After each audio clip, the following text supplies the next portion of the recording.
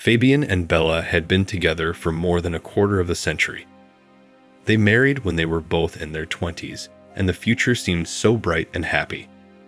Now their son was 25 and living separately with his girlfriend. Bella knew she might soon become a grandmother, but she didn't hurry into grandmotherhood herself. She looked too good for her age. A trim body, a slender figure, a chic mop of hair, and the fine work of skilled beauticians on her face. At times, she was mistaken for Gary's older sister. Her inner state was not much different from her appearance. She had absolutely no sense of herself for her age. Her tradition of going out on weekends with her son and a group of his friends at mutual hangouts was worth nothing. With Gary, they always interacted like real friends, and his buddies and friends loved Bella. They found her fun and approachable. Everyone in the company called her by her first name, and no one addressed her by her first name. Every weekend they got together and spent time in clubs or at someone's house. Fabian didn't like this situation very much. He regularly reprimanded his wife for her inappropriate lifestyle, constantly saying that the young people should be left alone, and in general, poorly understood what she had in common with them. After several major scandals, he got tired of fighting with his wife. The compromise was that Bella was not too much delayed and did not come home so late. Eventually, the husband came to terms with this peculiarity, or for some, even the strangeness of his wife. One day, the boys all went together to another party at a club. Gary refused to go that day and stayed home with his sick girlfriend. Bella, on the other hand, didn't miss out on the opportunity to have fun. As soon as they got into the club, she went straight to the dance floor. The group stood at the bar and watched as the woman moved in time with the music. "How hot she is despite her age," said one of the guys with a smile and dried his stack. "Beautiful, experienced." "I'd have chatted with her without all of you," laughed another one and twinkled his eyes. It was Greg, the most perky and charismatic guy in their company. He was used to being the center of attention and getting everything he wanted. "How dare you?" Suddenly, his companion began to seduce her. He looked slyly from Bella to the smug Greg. "It's easy." The friend snorted and adjusted the collar of his shirt. "What do you want to bet?" He sounded dead serious. All the boys began to groan loudly. Some lost palms in anticipation of something interesting. Only Kostya stood unhappy. He had been friends with Gary the longest, and he was generally uncomfortable with the whole conversation. He tried to talk the tipsy guys out of the idea, as the whole thing was bad for their comrade. But the guys didn't even try to hear him, and had already agreed on everything. From that day on, Greg began to show Nadia in every way that he cared about her. He didn't make any grand gestures with bouquets and gifts, knowing that her husband would notice right away. But during face-to-face meetings, he always tried to capture her attention, and he did it well. He was always the life of the party and amused everyone. Those unambiguous glances, the occasional touch, the constant conversations. Bella knew exactly where this was going. She was even flattered by such attention from a young boy. Deep inside, she admitted to herself that she really liked Greg, but she should not flirt with it. At another meeting at the club, the woman decided to relax and have a drink, since the last week at work she was completely overwhelmed, and her son was still not around once again, but for other reasons. After the party, they all went to Greg's house, already tipsy. He lived in a spacious apartment where the whole company could fit comfortably. Greg took control of the situation, sat down with Bella on the sofa, away from everyone else, and had a long chat without letting her get involved with anyone else. They got so involved that they did not notice how everyone gradually left, and it was just the two of them. Already sleepy, the woman reached for the phone to call a cab, but Greg intercepted her hand. She looked at him in surprise, and he was already leaning toward her with a kiss. At first out of surprise, and then because of the pleasant warmth all over her body, she did not send him away and responded to the kiss. On this couch it all happened. The argument was won. Immediately after the intimacy, Bella was rushed home. Greg didn't stop her. On the way, she thought it was just a one-time thing and her husband wouldn't know anything about it. Shame stung her cheeks. She was embarrassed to admit that she liked it. For the time being, she decided to call it a night with her son's friends so as not to provoke a development. A week later, Bella, as well as her son, did not come to the meeting with the company. Greg, on the other hand, was already bragging about his winnings in the argument.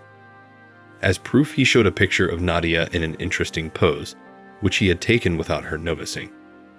The guys laughed, some whistled enviously, but Kostya became very tense.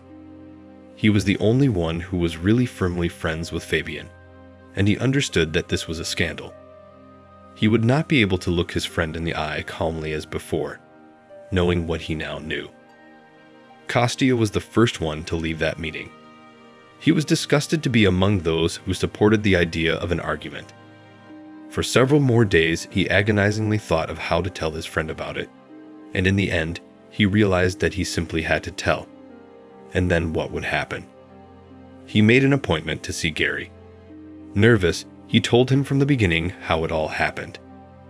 He could see that he also felt guilty for not stopping Greg. But he thought until the last minute that it was just stupid drunken conversations with no consequences. Greg was shocked by this confession. He was not thinking more about who was to blame for everything, but about what he should do with this information. At the same time, he also hated the guys in his company for starting such an argument in the first place, but he thought of his father first. He understood that his parents' attitude was none of their business. But he felt sorry for his father, purely humanly. Besides, remembering his mother's behavior lately, Greg was very angry. She would call him laughing and joking around, telling him how she and his father had gone to the exhibition. In short, she acted as if nothing had happened. For a while, Greg was stuck in his own thoughts about everything that had happened, and when his father called him to see how he was doing, his son made up his mind. He could no longer live with the knowledge that his mother had cheated on his father. It hurt him to see that his father did not suspect anything. He decided to tell him the truth after all, but he doubted he would take his word for it. I'm not going to ask him to send me that picture. If he wants to make sure, he'd better let Kostya do it. Greg thought and got sad. The conversation was hard for him, but he did what he wanted to do. He informed his father, as he thought he would. Fabian did not believe his words at first, so his son redirected him to Kostya. It was a real blow to Fabian. After so many years of marriage, finding out that about his spouse was something of a treat. Now the truth weighed heavily on Fabian's shoulders. At first, the man thought the situation could be forgotten, but he was very much mistaken. Every day, he found himself thinking about it over and over again, and he became angrier and angrier. Eventually, he decided to get a divorce. His son was an adult. He did not have to explain himself to him, and he himself was well aware of his father's decision.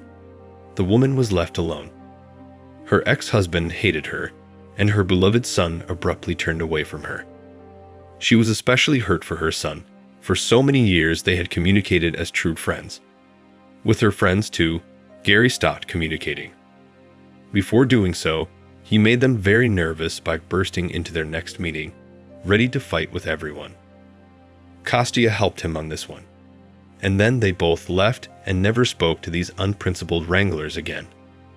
Bella rented a separate apartment about herself while she and Fabian were dividing property in court. She realized that with her looks she would never be alone, and so it turned out. To numb her pain of losing her family, she began going on countless dates. But the distraction was not enough. There was something about each partner that didn't suit her, and every time she thought back, regretfully, to the loss of her strong family. She felt that everything had happened unfairly. She had only stumbled once, and she had been punished so cruelly by those closest to her. Maybe someday she too would find herself in the place of someone who had been cheated on, and then she'll realize that it's unlikely to be forgiven. Thank you for listening to the first story. The second story will shock you. In it, the wife got pregnant by another man, and wanted to raise the illegitimate child with her husband. The ending of the story will surprise you very much. Nasty and Oscar had been married for 7 years and were both in their 30s. Oscar was an ordinary employee at a logistics company. They worked in trucking all over the country. Oscar loved his job. He was known in the firm as a hard-working man, and Oscar was highly respected as an employee. And Nasty had her own little flower store. She was a florist before she was married, and when she and Oscar started dating, he encouraged her to start her own business. At one time, Nasty talked the man into quitting and making her store a joint family business, but Oscar was not ready to quit his job. Oscar's parents are coming over tonight, Nasty said. Shall we all sit together tonight? The husband nodded in response. He liked his wife's parents. The evening went very cordially. They ordered lots of food, bought wine, and chatted. At the end of the evening, when everyone was drinking tea, Nasty said, Oscar, Mom, Dad, I have news. We're going to have a baby. Everyone looked at Nasty in surprise, and her mother cried for joy. Oscar was the most surprised of all. They had been trying for years to have a baby, but nothing worked. It was so nice and exciting. 9 months flew by like one day. Oscar was happy and literally carried his wife in his arms. He allowed her every whim, gave her gifts, and often made her happy all of a sudden. Soon they had a child. It was a girl. Nasty agreed to name her whatever her husband wanted. Her husband named her BMW because he loves BMW cars. Oscar couldn't wait to have her. After work, he always flew home to relieve his wife of her motherly duties and give her some rest. Oscar was even able to continue the flower business without delegating management duties to someone on the staff. Oscar made it a tradition for his wife. Every 6 months, he would send her to a vacation resort where she would relax among nature, get a good night's sleep, and enjoy some pleasant solitude. When BMW was 5, Nasty became pregnant with her second.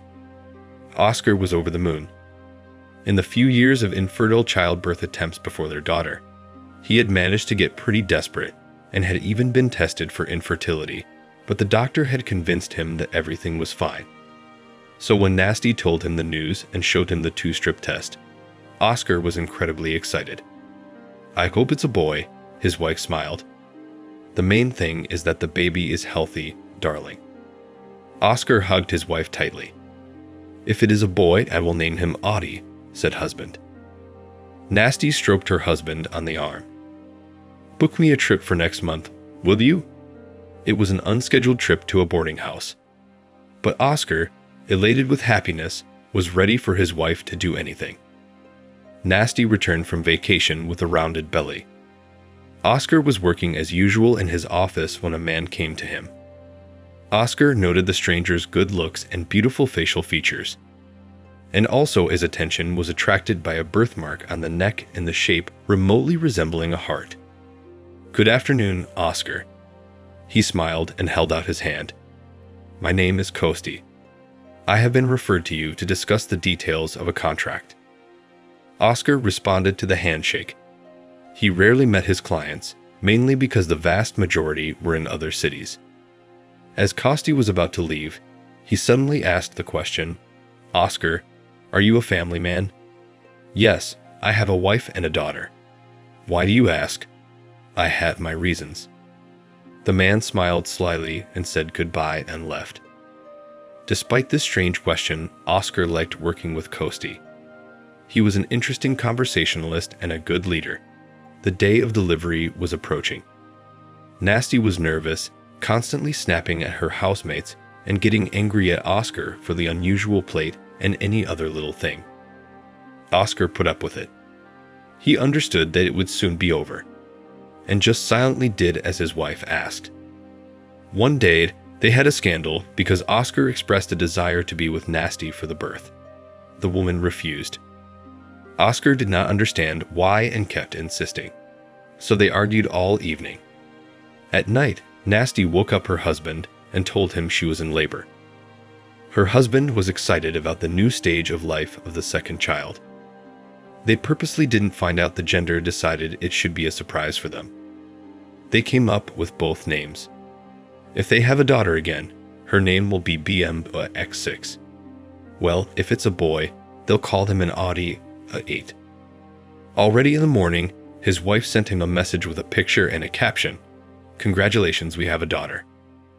Oscar showed the photo to his eldest daughter, and they admired the baby for a while. The next day, Oscar called Costi with the proposal to meet and discuss the working points. It was a day off, but Oscar agreed. That was the policy of their company, everything for the client.